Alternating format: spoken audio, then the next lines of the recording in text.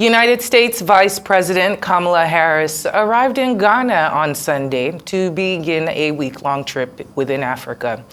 The vice president, who was greeted by school children, dancers, and drummers as she arrived in Ghana for the start of a week-long visit within Africa intended to deepen U.S. relationships amid global competition over the continent's future.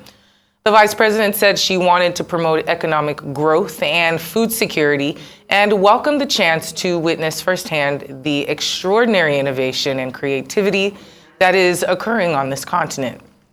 Ghana is one of the continent's most stable democracies, but Harris is arriving at a time of severe challenges for the West African nation. There's a historical basis for the relationship, not to mention as we look forward, as all governments should, and recognize the unachieved, as of yet, opportunities that exist going forward. The median age on the continent of Africa is 19.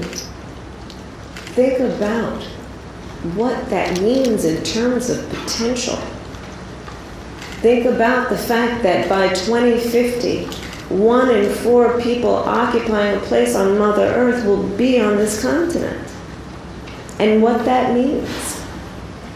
The trip that I have taken to come here, being here, is about recognizing the incredible opportunity with a sense of optimism about what we do now and how it will impact the world going forward.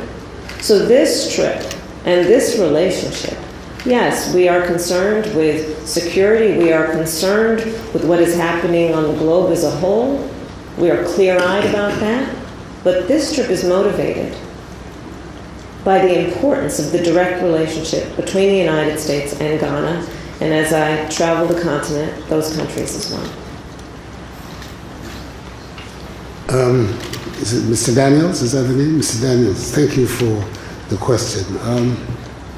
There may be an obsession in America about Chinese activities on the continent, but there's no such obsession here.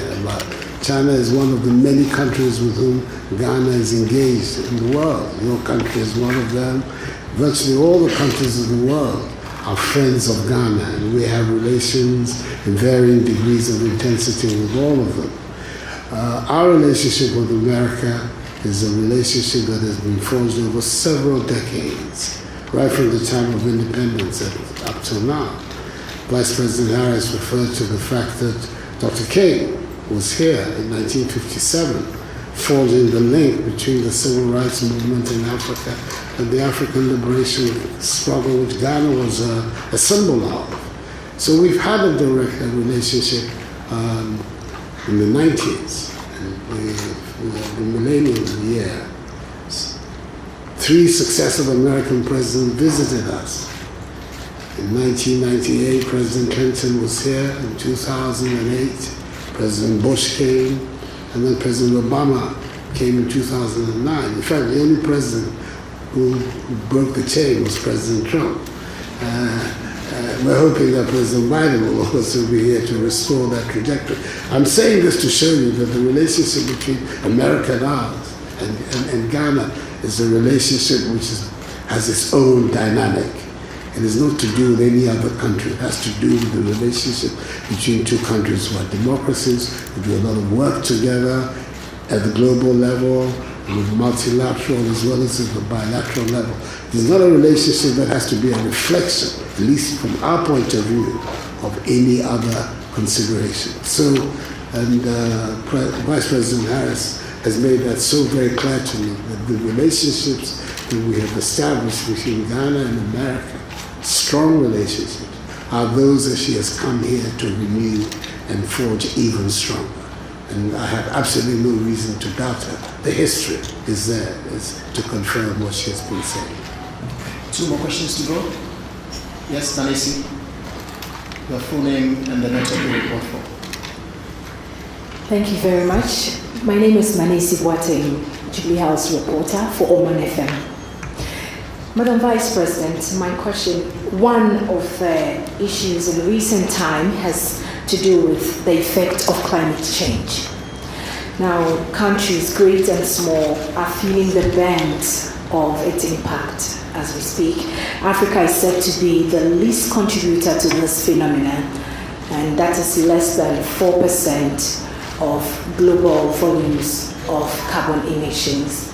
Now, the demand is now for Africa to go green and literally abandon the exploitation of the abundant natural resources which the continent has been blessed with.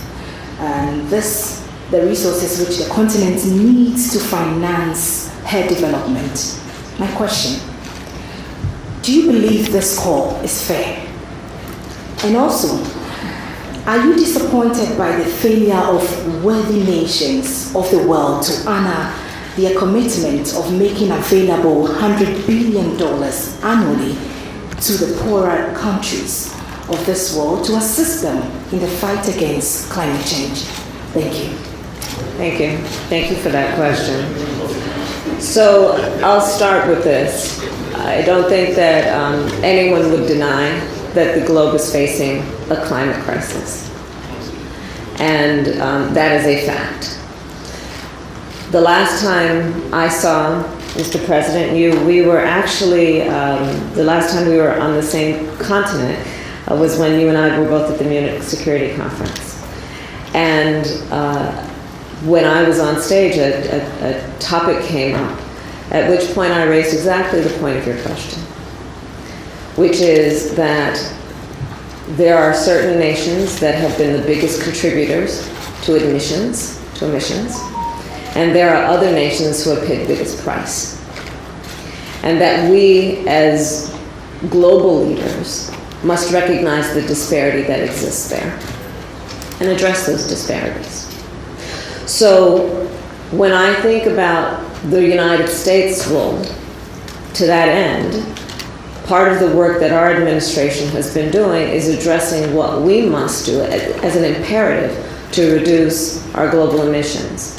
We, during our administration, the Biden-Harris administration, take great pride in accomplishing a significant step toward that end, where we have dedicated $370 billion to the climate crisis, with a great deal of that directed at what we can do to reduce greenhouse gas emissions. So that is an important step as we go forward.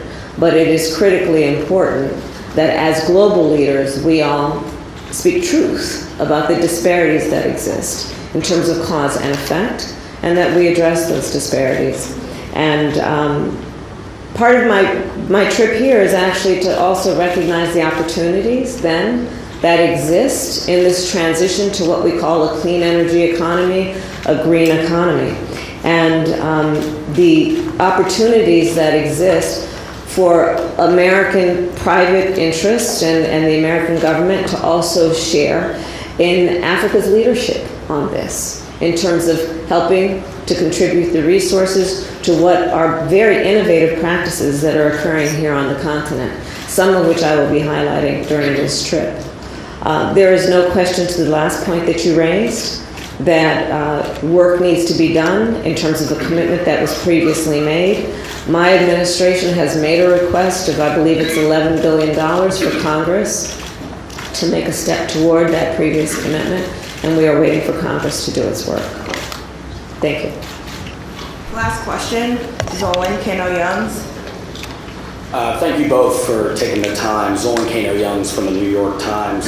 Madam Vice President, you have made clear that the message of this trip is centered on a collaborative future.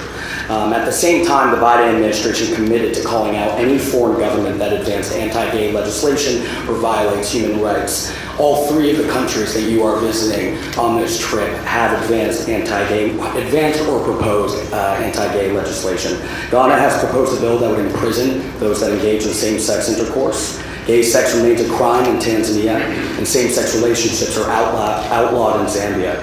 What have you said to the president and plan to say to other leaders on this trip about this crackdown on human rights? And for the president as well, you've talked about the proliferation of terrorist groups across the region, as well as pirate activities along the Western African coast. What does the presence of the Wagner Group say about past U.S. support when it comes to security? What more do you need from the United States to combat this threat? And also, can you confirm that Al-Qaeda has a presence currently in Ghana? Thank you. I'll start.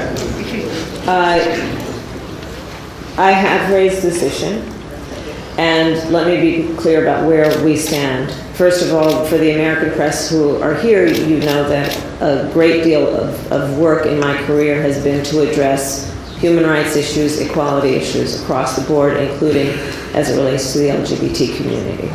And I feel very strongly about the importance of supporting the freedom and supporting and fighting for equality among all people, and that all people be treated equally.